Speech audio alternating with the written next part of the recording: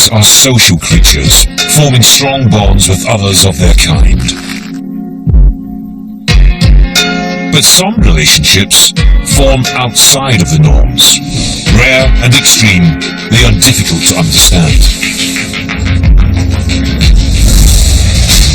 In America, this man is in an intimate relationship with his cars. In the morning I give him a kiss, in the evening I give him a kiss. In Germany, this woman is romantically involved with the Berlin Wall. I want to live, and I want to love, and I want to do it out loud like everyone else.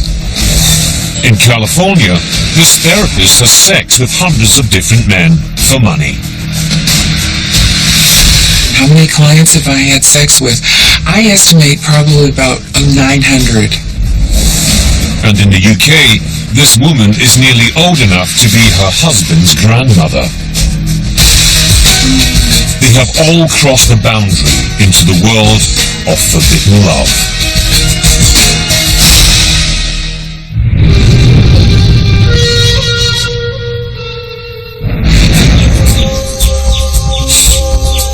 While many men are passionate about their cars, this man takes things a little further. He doesn't just adore his vehicle, he makes love to it.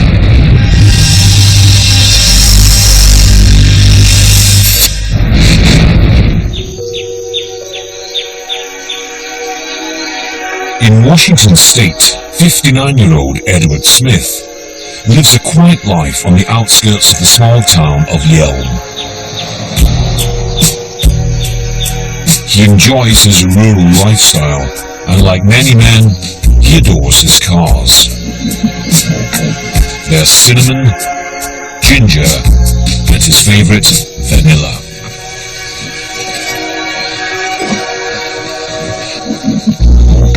He cleans them, polishes them, and when the moment takes him, he makes love to them. This is Vanilla, my 1974 Standard Beetle, and the love of my life.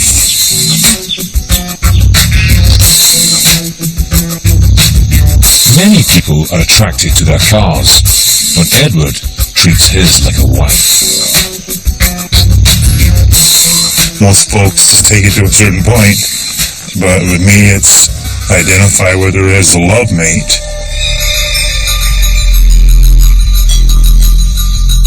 Edward's relationship places him in an extremely rare category. He's an objectum section. Objectum sexuality is an emotional, romantic, and often sexual attraction to objects. Vanilla has become Edward's lifelong companion. It's more than just a sexual experience. It's a friend, a really close friend that literally speaks to me in many ways. But how can a cold piece of metal arouse such powerful emotions? We have in our brains an entire brain system for falling in love, and it can be triggered in an instant. What's happened to these people is just the right moment, just a certain set of circumstances triggered that brain system, and they fell in love with an object. And then other parts of the brain somehow overcame the resistance, the social taboo against falling in love with an object, and they went that route. While most people might find Edward's behavior bizarre in the extreme, he makes no apology for his chosen lifestyle. I never think of it as abnormal or perverse. I think it's just different and coming from a direction that a lot of people don't understand.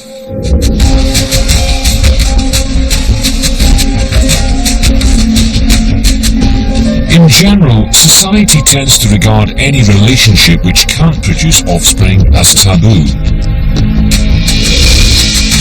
Well, there are lots of sexual taboos about anything that's non-reproductive. And of course, sex with physical objects is obviously the extreme of a relationship that couldn't possibly be reproductive. So we think there is some sort of taboo about focusing your sexual desires on an object. Many objectum sexuals discover their sexual orientation around puberty. Edward's younger brother Jack recalls their childhood. Growing up, especially our mother, every car we had, she had a name for that car. So it wasn't just a car, it was part of the family, you know. And so maybe his love of cars even started way back then. As a teenager, Ed was different from other boys. My other brother and me being the youngest, we were always more in the party mode and going out and going to dances and going on dates and things with our lady friends. Edward was always, you might say, more serious-minded. He liked girls and he had a couple of girlfriends, but just no long-term relationships. Maybe it was some kind of aspect to being afraid of a relationship, but that doesn't really linger in my mind. It's not really fear, it's just preference. Ed recalls his first romantic encounter with a vehicle at the age of 14.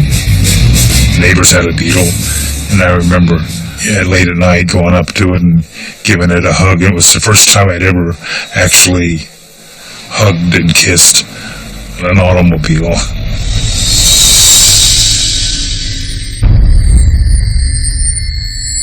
For many decades, Ed kept his secret hidden from the world.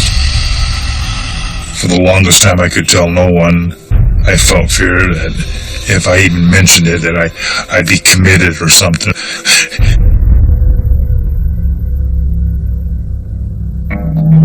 It's only in recent years that Ed has discovered, via the internet, that there are others out there just like him.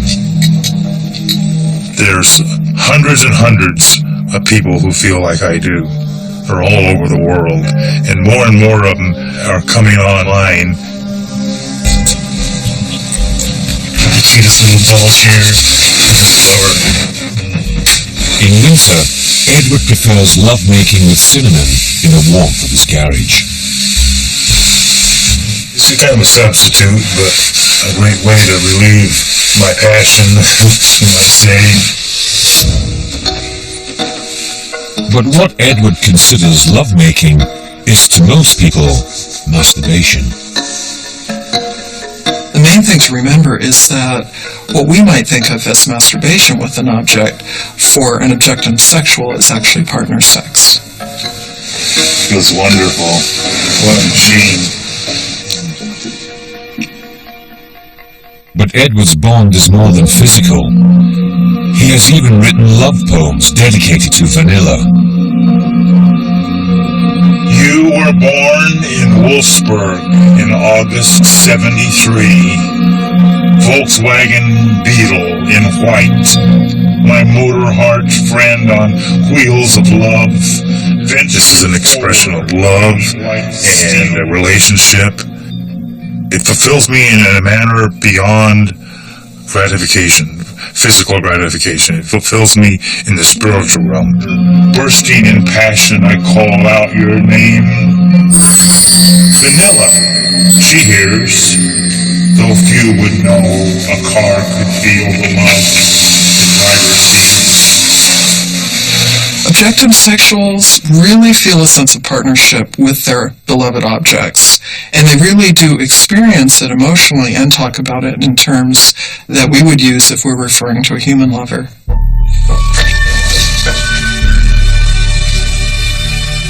And just like a human lover, objectum sexuals believe they have two-way communication with the one they love.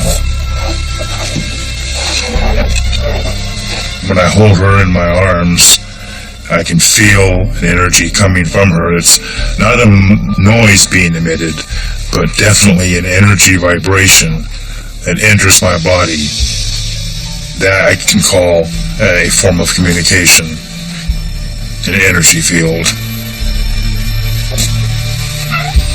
Sometimes I'll rub my hands on her metal and she'll make the sweetest little sounds. Feels good. That feels good. Thank you. Thank you for watching me.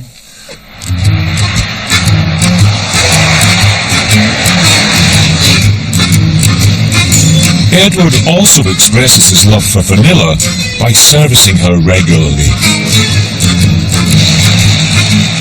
If I'm literally tuned into my car with a sense of devotion and affection, I'm able to hear a certain sound and go, I better have that checked out.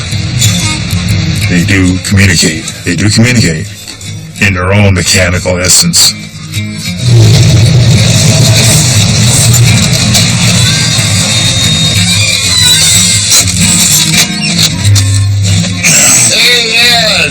You made it! Hey, Ed! How you doing? Boy, it's been a long time! Edward's younger brother Jack has grown to accept Edward's chosen soulmate. When you compare it to a relationship, a wife will divorce you, a girlfriend will leave you, or cheat on you. Whereas the car, he can just love it, knowing that the car will always be with him and won't leave him.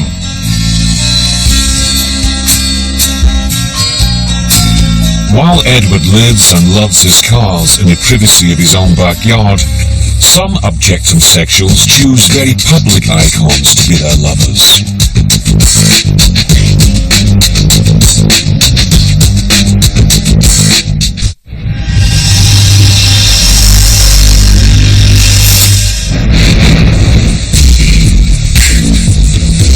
Millions of tourists flock to Berlin every year to view remnants of the wall that divided the city for nearly 30 years.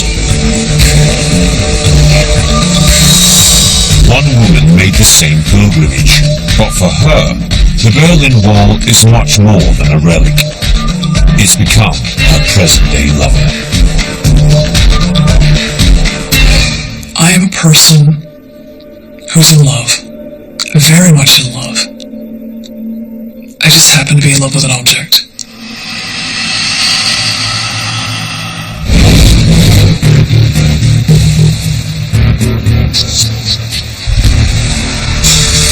The Berlin Wall came to symbolize the Cold War. It finally came down in 1989, but there are remnants across the city. What attracts me to the Berlin Wall is that here's an object that has been created to do a purpose that everyone detests. I feel how hungry you are to be loved, with an open heart, not with a chisel and hammer. Erica Eiffel first had feelings for the wall back in 1985. I love you, and I will stand by your side. Her passion grew so strong that in 2008 she moved from the United States to be closer to it.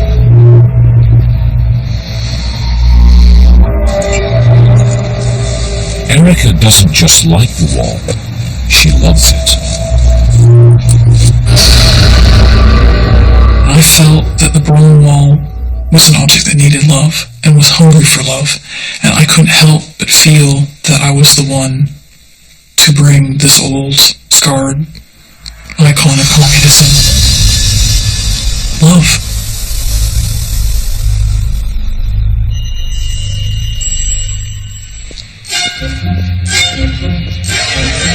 But how does an objectum sexual have an intimate relationship when their lover is a very public object? Erica's solution is to keep a series of models in her lover's image. She even takes her favorite model to bed. He's sort of like my main model, the one that I kind of use as my extension of the Berlin Wall. So in other words, when I'm with this model, it is more like I feel like I'm with him. This is a common practice for objectum sexual or OS people who love public objects. They will almost use the object like a muse. They'll take photographs or build models, they'll write, they'll do all kinds of things to celebrate their relationship with the object. When it comes to having sex with her lover, Erica prefers not to go into detail. It's very easy for people to get these images in their head of, okay, woman and ball, how does that work? It just does. And the details are between us. And what is intimate for us might not even be considered intimate for humans.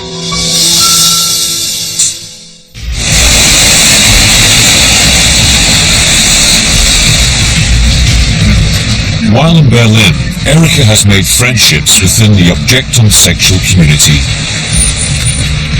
Susan, look who's sitting over there with an amazing graffiti on there. She's just discovered a new piece of the wall. You haven't seen this before. I've not seen this. When did they put this out here? This is stunning. Oh my gosh. Look at this. It's love at first sight. There is a resilience about the Berlin Wall that I'm very much drawn to. The fact that he's been through hell and back and survived is kind of a parallel to my own life. And that I feel that I'm a survivor also. Erica suffered emotional and sexual abuse as a child and was in a foster home by the age of 9. Some researchers argue that if a child is unloved and treated like an object, this might lead them eventually to objectum sexuality. It's a clever defense of the body or the mind to make something painful into something pleasurable. So the objectum sexuality is making something pleasurable out of being treated like an object. I sexualize objects, therefore I triumph over the pain of being treated like an object. It's brilliant. But Erica insists that her attraction to objects predates her childhood traumas. It is very easy to pathologize and say that I don't have trust in people because of this, that I went through, and therefore I've become OS. I don't believe that for a minute. I know that because I just know how I've connected with objects my entire life.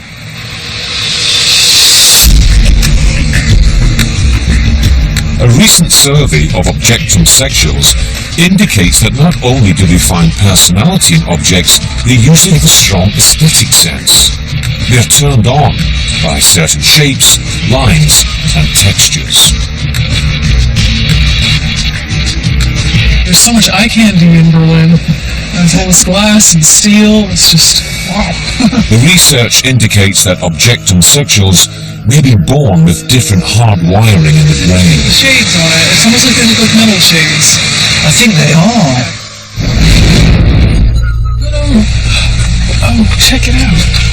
Nature, rather than nurture, may determine who is destined to become an objectum sexual. Oh, I like that. It's a nice element with the parallel lines. Their passion for objects may be triggered by an inherent condition, synesthesia. Synesthesia is different wiring in the brain that allows people to perceive things in a very different way. So they might taste colors or hear smells, and there's over 60 different kinds and probably more that have been discovered. And one of those kind is object personification synesthesia, where people sense personalities in ordinary objects.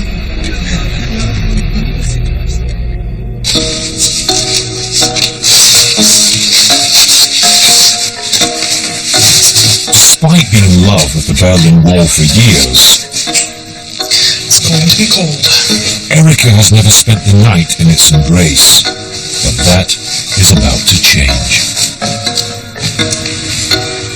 Tonight I'm going to be sleeping out in an old watchtower that was part of the border fortification system. It's going to be cold tonight.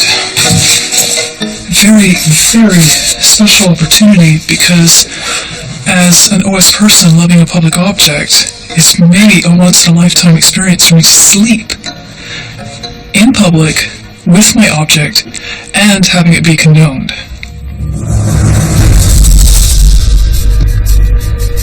The Watchtower was once part of the Berlin Wall's border fortification system. So, finally the keys, no? Oh, yes, finally. This is unbelievable. You know, This is the first time in my entire life that my loving a public object has ever been accepted. So you're that special person that is accepting that, and I appreciate that. oh, you're very welcome, of course. The keys, finally. Thank you.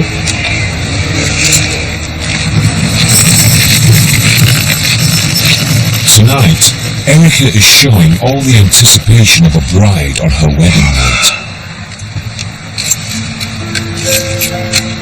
Once I got in the watchtower and I locked the door, I knew that it was just the two of us. I felt that kind of the walls, the barriers that I felt in my life being OS dropped away. I was able to bare my soul to the one I love. I just melted into him, and I really felt this connection that we've been denied.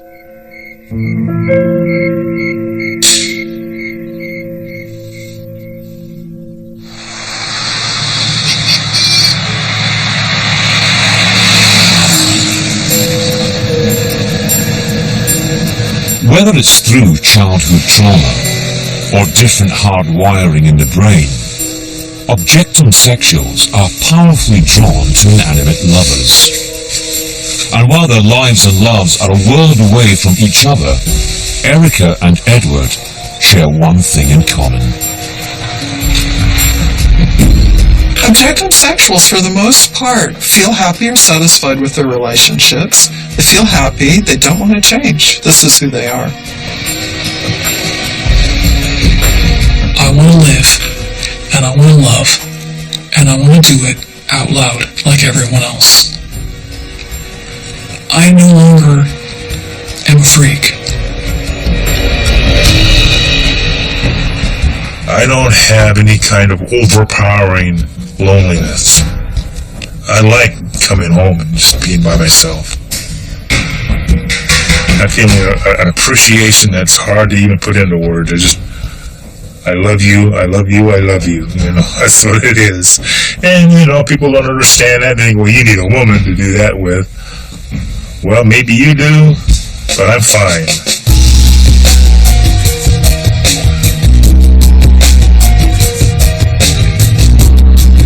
Erica and Edward are happy with their chosen lovers. But what if your lifetime partner was having sex with hundreds of different men?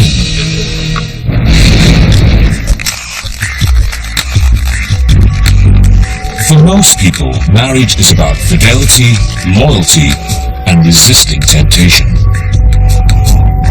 To break that bond and have sex outside the marital bed is a taboo. But not for this couple. Cheryl and Bob call themselves monogamous. But throughout their marriage, Cheryl has had sex with hundreds of men.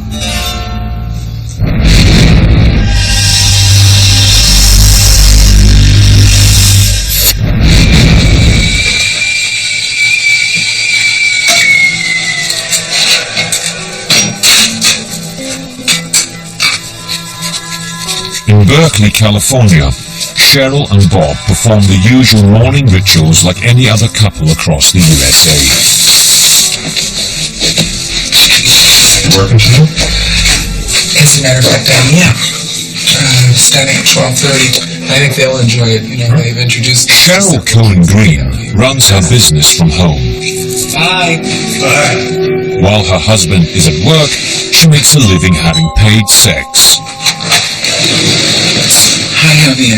Please come in. with strangers. Please tell me what brought you here. Well, I'd like to just get help with my anxiety about making love with other people. Sometimes 66-year-old Cheryl is a sex surrogate. I get really turned on and everything's going well, and then when I get to the bedroom, I just tense up and certain parts of my body stop working. Okay. There's a lot of what we do when we get anxious during... Cheryl is a trained professional who actually teaches her clients how to have sex.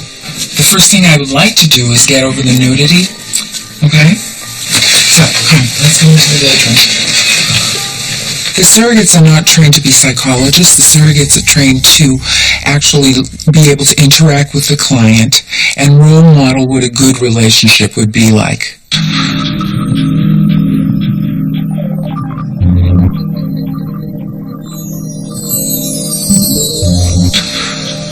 Clients generally see Cheryl for between 8 and 12 sessions, costing $240 a time.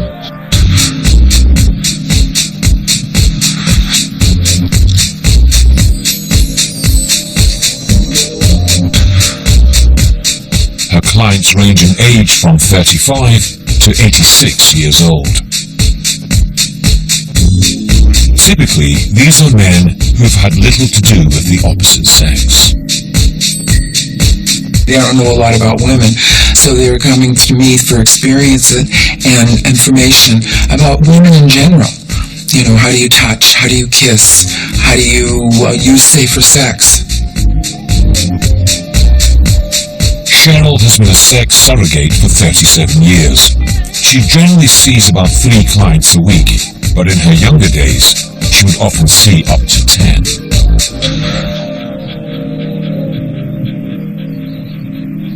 How many clients have I had sex with? I estimate probably about 900. Paid sex with almost 1,000 partners sounds to many less like therapy and more like the oldest profession in the world. On some level, many healthcare professionals feel that it may be similar to prostitution. You're having a person who is involved with another person for financial reward or financial benefit. But supporters argue that sex surrogacy is very different from prostitution in its intent. There are people who would make the analogy that a surrogate is a prostitute, but I see it as a very, very different thing. A surrogate is there to enable a person to go on in his life and function in a healthy manner. A prostitute is more like a retail store, and they help you come back and buy more from the store. And there isn't too much about it that's enabling or teaching. Prostitution is illegal almost everywhere in the United States. But what is the status of sex surrogacy in the eyes of the law? It's never been tested in court, but it has been examined in the state of California. Several district attorneys weighed in and said they thought there was nothing illegal in the practice of surrogate partner therapy. Generally, what the state is interested in is making sure that the consumer is well protected, and anyone who looks closely at this process sees that everyone is concerned about the client's well-being. In her 37 years on the job, no one has ever tried to prosecute Cheryl for having paid sex. Nothing has happened. I've had mayors and government officials and police officers and, as clients, and so everybody can use some fine-tuning.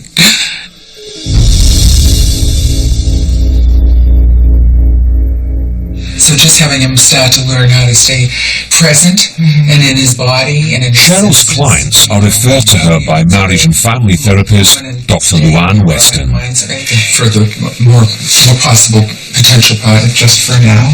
Yeah. And so he may have some issues around intimacy and feeling like he can't abandon himself sexually well when he's thinking this might... While Dr. Weston estimates that only 3% of her patients need the help of a sex surrogate, she believes it's an important tool for treating certain clients. Some problems simply can't be talked through very effectively. I've worked with people who have spent years and years doing talk therapy on their sexual issues. I would refer them to Cheryl, and in a much shorter amount of time, we've resolved the problem.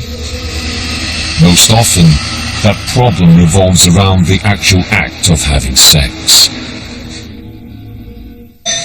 Sex surrogacy is associated in the public mind with the act of having sex. I have you. Come on in, we can make it. In fact, it's only about halfway through the treatment that Cheryl and the client will actually have sex.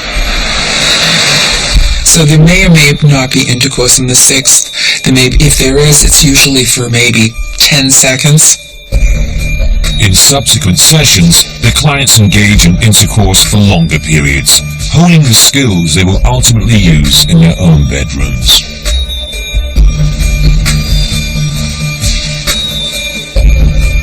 Once they've gotten there, magic happens at times. You know, the client has got it. It's like riding a bike. They're on their way.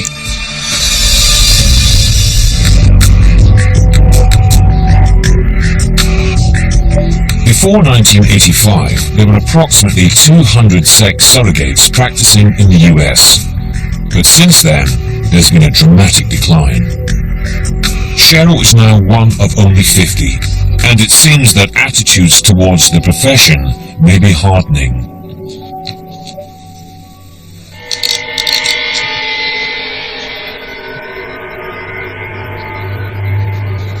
Many in the medical profession believe the practice of sex surrogacy violates the ethical boundary between therapist and client.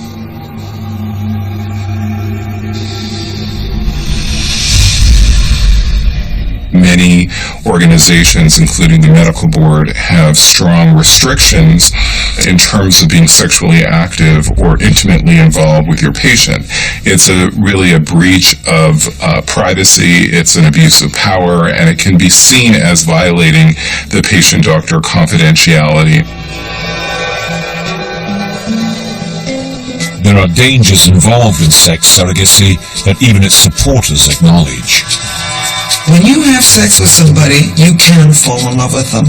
Any kind of stimulation of the genitals drives up dopamine in the brain, and dopamine can push you over that threshold into falling in love with somebody. In certain circumstances, clients may form bonds of deep attachment with their surrogate partner. There are men that after they build confidence with this one person, then they can't translate that confidence to another person, and the sex facilitates an emotional bond.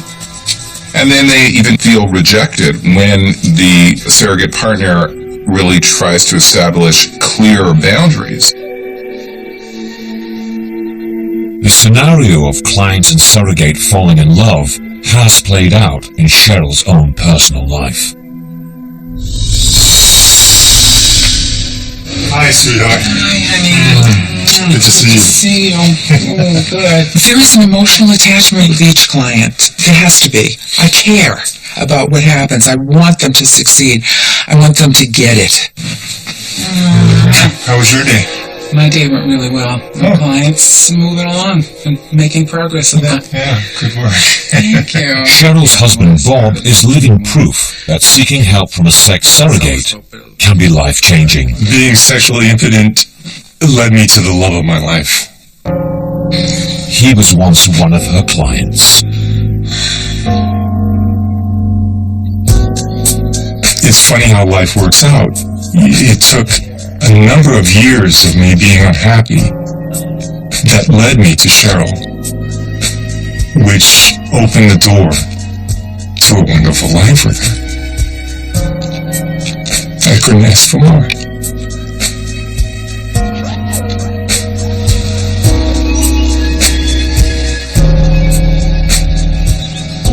By dating and subsequently marrying Bob, Cheryl crossed an ethical boundary within her own profession.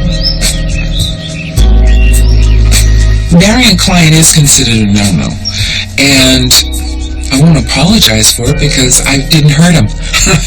we fell in love and we married each other. We're human beings. So how does husband Bob feel about his 66-year-old wife having sex with hundreds of different men in their marital bed? This may sound strange, but there's no jealousy involved. She's not having sexual relations with these men for her own pleasure. She is there in the capacity of a mentor, a teacher, a facilitator. She's touched thousands of lives, both personally and professionally. Despite Cheryl's chosen profession, Bob still sees them as a happy and monogamous couple. Emotionally, I trust that I have Cheryl's love, and vice versa. That, to me, is the ultimate attribute of being monogamous.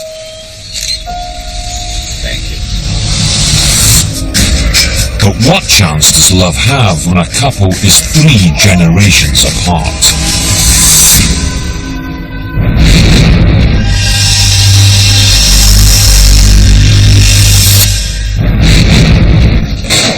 Welcome, thank you. A little buffet here.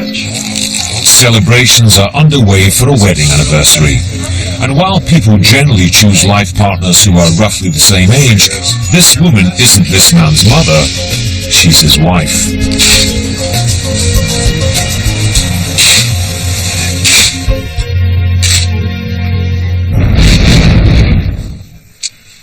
Chris? 10 minutes. If you're not up in 10 minutes, that's it. I'm going to throw water over you.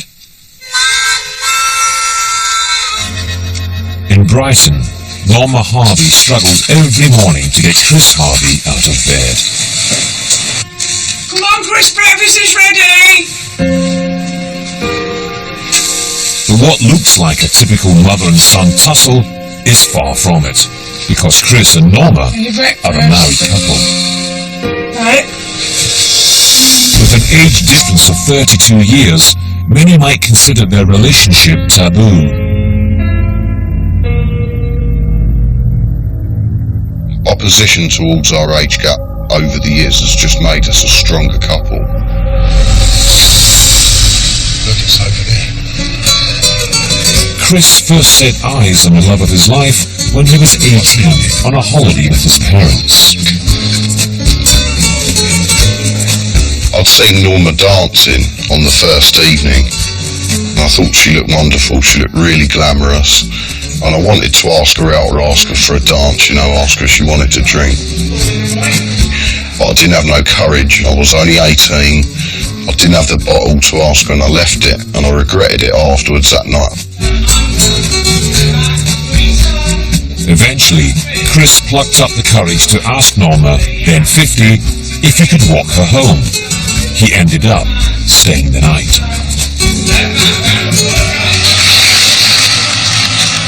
I thought, I've pulled an older woman, this is one to tell me mates when I get And I home. was thinking, some young lad liking some old biddy. Norma was already a married woman with a child of her own when Chris was still in nappies. So Chris is only 1 year older than his stepdaughter. His own mother is 10 years younger than his wife. Despite the age gap, after a courtship of only 3 weeks, Chris proposed. 3 years later, they were married.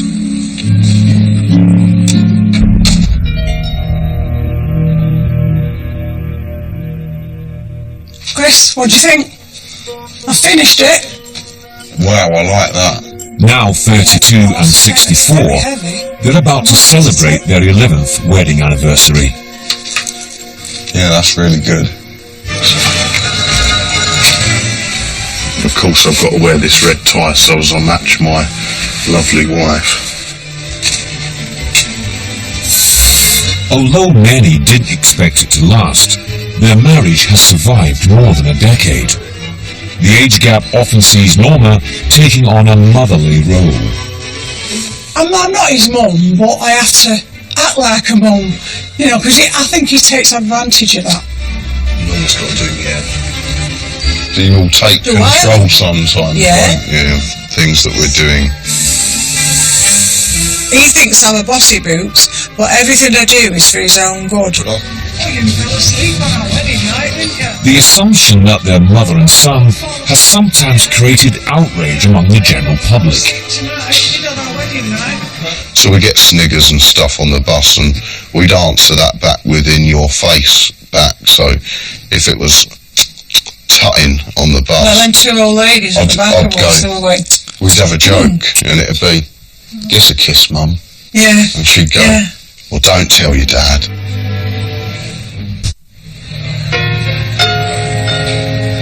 Society tends to frown upon age gap relationships, especially when one partner looks like the parent. People are more disapproving of age gaps the larger they are. So as a person becomes old enough to potentially be their partner's parent or grandparent, people are especially disapproving of that. That disapproval centers around sex. We look at the older person as sort of maintaining a parentified role, and when we confer sexual characteristics and connotations to the parentified role, somehow that then becomes taboo because nobody wants to think of their parents as being sexual beings. And that taboo is even stronger when the woman is older than the man. It violates their assumptions for what a traditional romantic relationship should look like. It sort of flips the traditional power dynamic on its head by putting the woman in more of the dominant position by being the older partner. That older woman is also unlikely to be able to have children, and this violates the taboo around reproduction.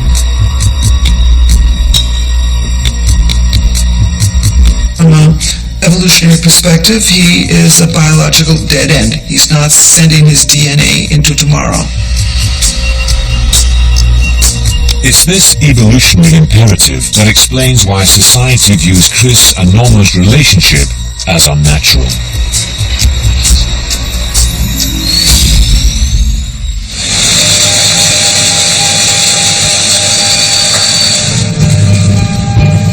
p.m. They're off to their anniversary party, traveling in style. En route, they stop at a local photographer's to document their big day.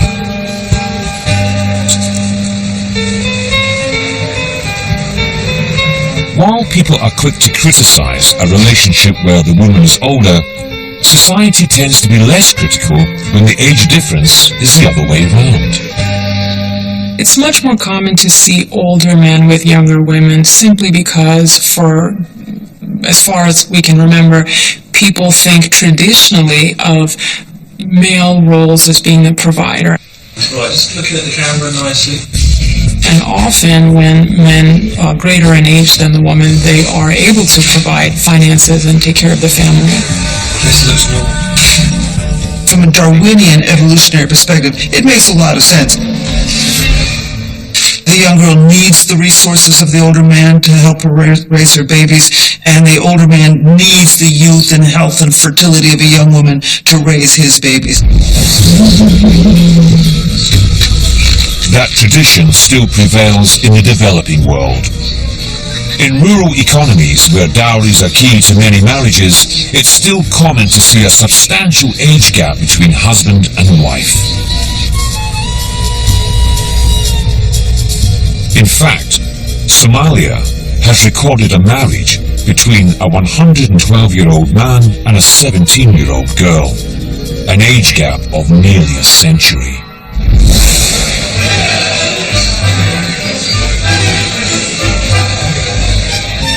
Celebrations are well underway for Chris and Norma's anniversary party. Against all odds, they are still happy and together after 11 years of marriage. Right, thank you all again for coming to our 11th wedding anniversary party. We're glad that you all could make it. Among the guests are Chris's mum and dad.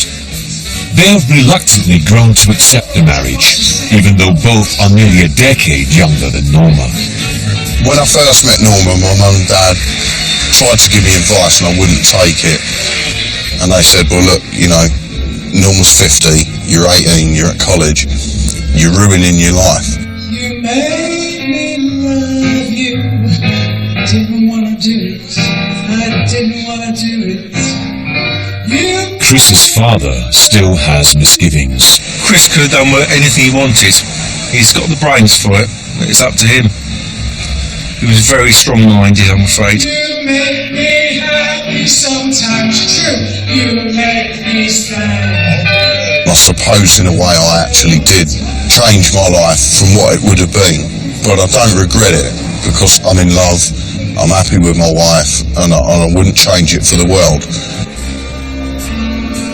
In spite of the taboo surrounding age gap relationships, Chris and Norma are living proof that love can conquer the age divide.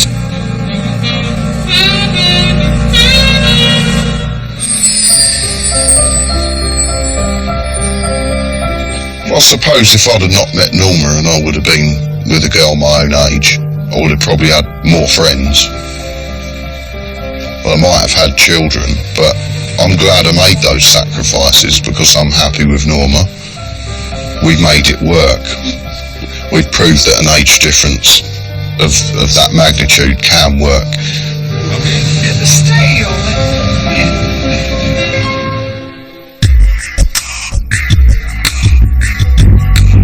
Human beings will always seek love and companionship, but some people's love stories are out of this world.